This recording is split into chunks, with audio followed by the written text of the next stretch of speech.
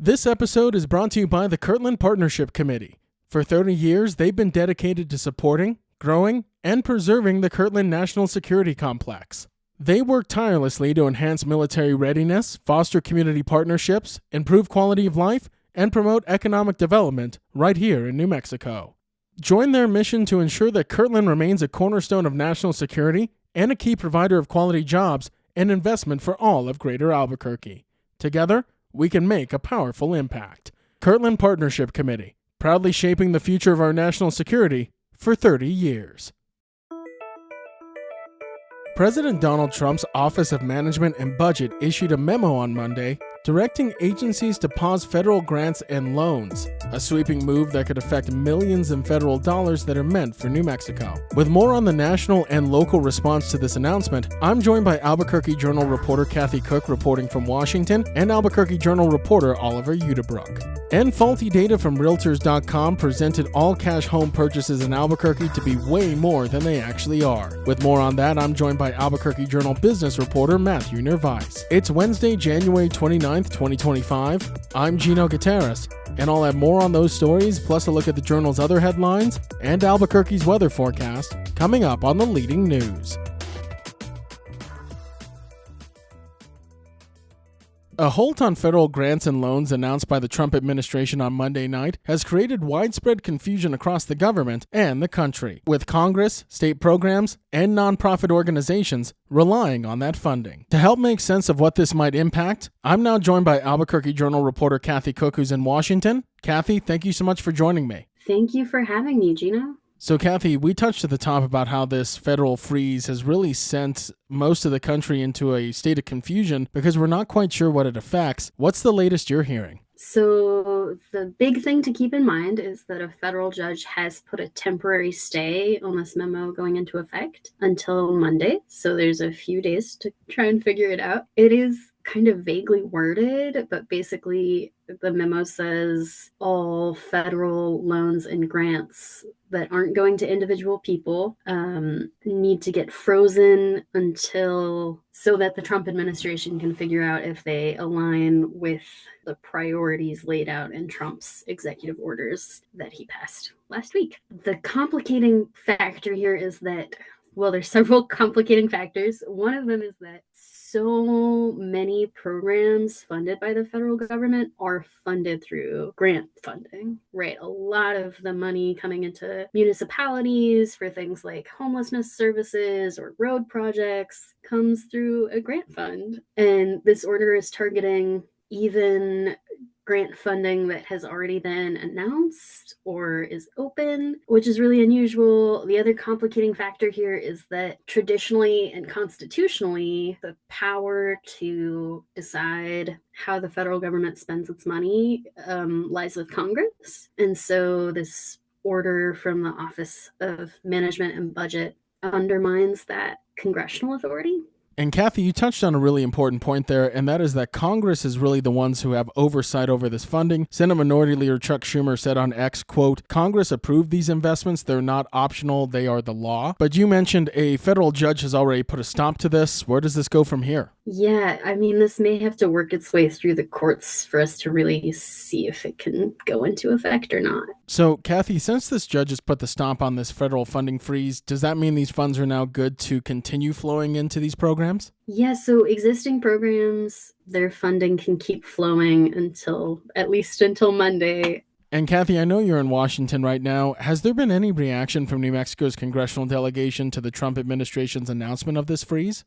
Yes, they are all very unhappy with it. They are all saying this is a bad move by the president's administration. And, Senator Heinrich was even speaking on the floor of the Senate a little while ago. They've all been very critical. Senator Lujan specifically has talked about disaster funding for wildfire recovery. So according to Lujan and his office, they think that this order would even target the federal grants that businesses and municipalities and nonprofits in Ruidoso and Roswell trying to recover from the disaster, the wildfires and flooding last year, could even be delayed by this order. And Kathy, outside of the New Mexico delegation, you've been up at the Capitol this week. I would imagine today there was a lot of senators and representatives walking around the halls, getting a lot of questions about this order and maybe trying to make sense of it themselves. Yeah, there were certainly a lot of reporter questions about this memo in the halls of Congress today. I even overheard one senator say, "I'm not going to talk about that anymore. I've said that a million times. I've answered questions about that."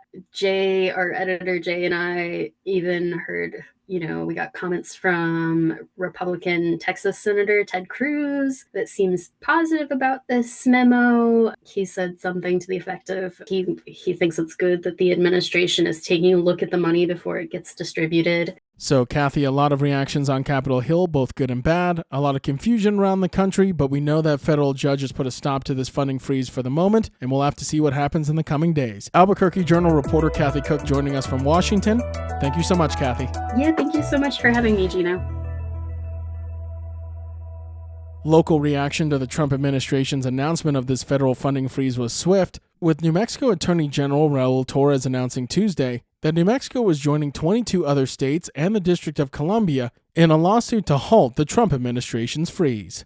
With more on this story, I'm now joined by Albuquerque Journal reporter Oliver Udebrook. Oliver, thank you so much for being here. What's the latest on this lawsuit? Well, it was kind of expected. There were several other states that filed this suit earlier in the day. It's not a surprise that New Mexico and other states have joined in. Basically, it would block a Trump order that would freeze federal funding. The exact consequences of the order are not exactly clear. It's actually an Office of Management and Budget memorandum that came down last night, I believe, that calls for a temporary freeze on grants and loans, federal grants and loans, pending a review by agencies. And Oliver, it almost seems like the only thing we really know about this funding freeze is that we really don't know what it has impacted or what it could impact. We know that it may have caused temporary shutdowns to systems like the Medicare portal and might have even disrupted access to federal housing grants for tribal communities and even funding for Head Start programs, correct? Yeah, it's not entirely clear, really, what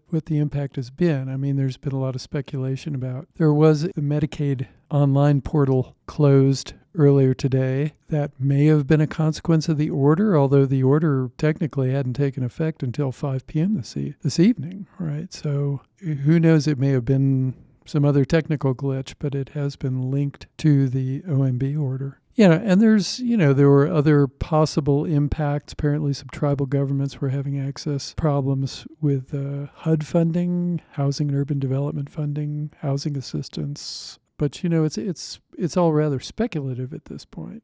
And Oliver, it's not just you and I that are kind of in the dark about what this federal freeze could affect. It's also New Mexico Attorney General Raul Torres, who in his press conference today called the order's rollout, quote, extraordinarily vague, citing poor communication with state and federal partners as well. So even elected officials are not really sure what this means. I think that's exactly right. I mean, I think there was, some speculation going on about what this order may do or may have done. Apparently, there is a judge out in D.C. that actually imposed a temporary block on the order. So it's possible that it has not even taken effect or will not take effect for now, but we'll have to see about that. And Oliver, this is the second legal action New Mexico is taking against the Trump administration. The first was when they announced that they were joining another lawsuit with other states to challenge the executive order against birthright citizenship. So President Trump in office now for a little over a week, and New Mexico already has 2 lawsuits against him.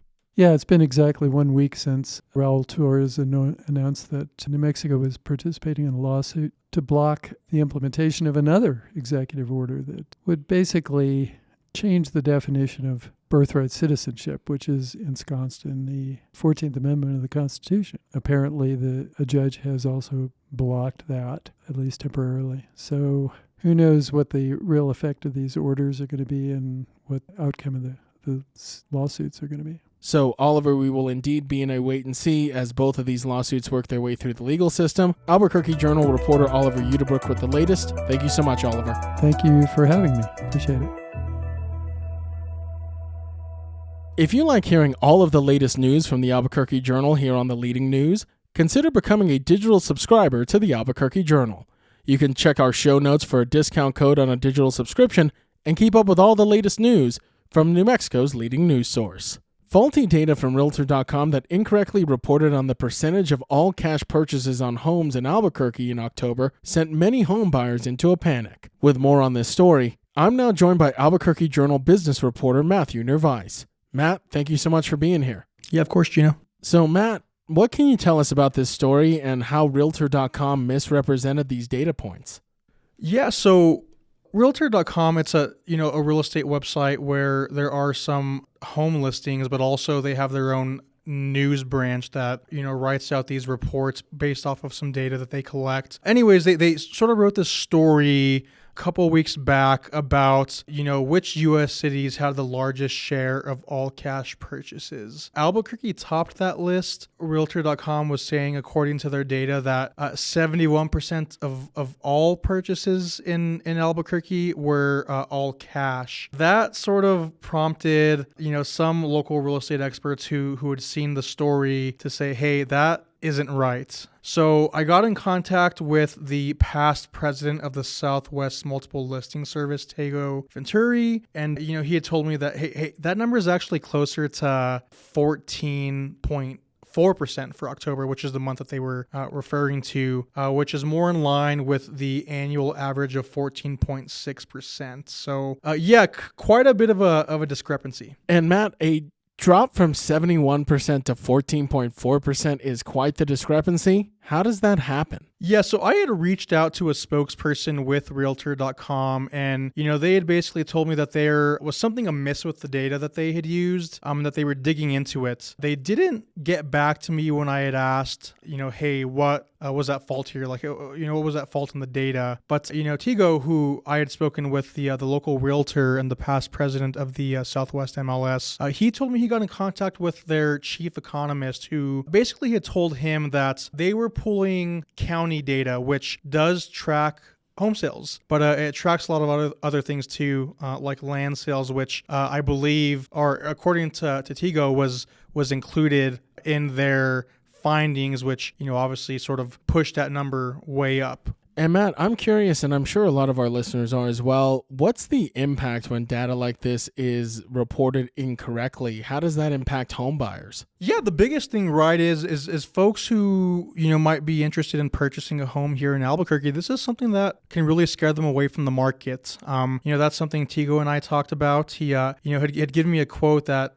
he basically said that he had seen some people online making comments that, the story basically made them believe that they had no chance in ever purchasing a home here. And that's not what you want if you're, selling homes, but it's also not what you want to hear if you're, trying to buy a home. But, that's kind of why we're putting the story out, using the Southwest MLS data because, like I said, the discrepancy was pretty significant. And that number is a lot closer to 15% than it is 71. So Matt, now that the real percentage of all cash home purchases is out there for our listeners and for our readers to know about, let's talk about some real market trends that we're seeing. What is the home buying market in Albuquerque looking like right now? Yeah, so, Tego, using Southwest MLS data, looked at the different types of ways people are financing the purchasing of homes. And basically the biggest one, right, is that a lot of these homes, over 60%, last year specifically, were purchased with conventional loans. The next biggest hype was, FHA loans. About just under 8% were Veterans Affairs loans. And, again, just like I mentioned earlier, about 15% were actually all cash purchases. So not the most significant number there. But, going back to over the past 7 years, all cash sales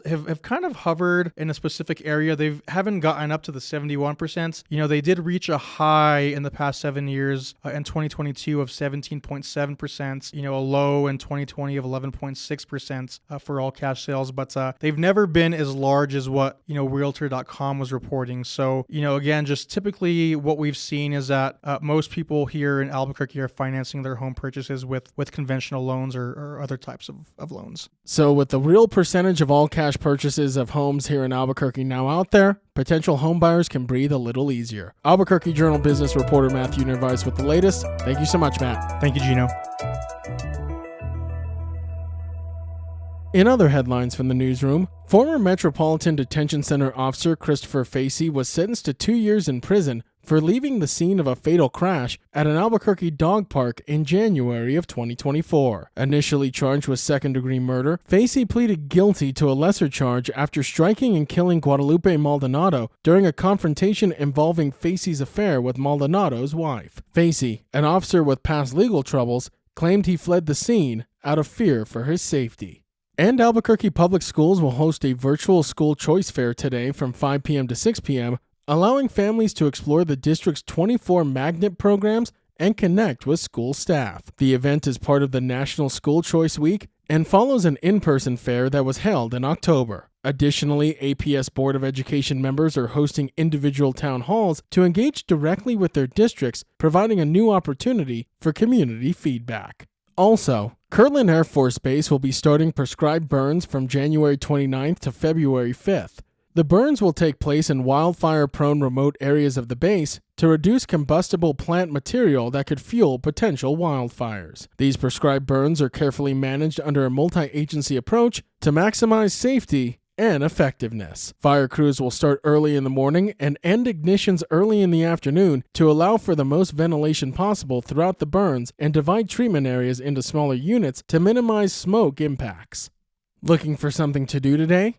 Gardening with native plants is taking place at Tony Hillerman Public Library from 4 p.m. to 5 p.m. And Leap into Science is happening at the Wantabo Public Library from 4 p.m. to 5 p.m. Now taking a look at Albuquerque's weather forecast. There is a chance of rain and snow showers today, mainly after 2 p.m., mostly sunny with a high near 45. And tonight, chances of rain and snow showers exist before 8 p.m., mostly cloudy, with a low around 25. To keep up with all the latest news from the Albuquerque Journal, you can visit our website at abqjournal.com. For the leading news, I'm Gino Gutierrez.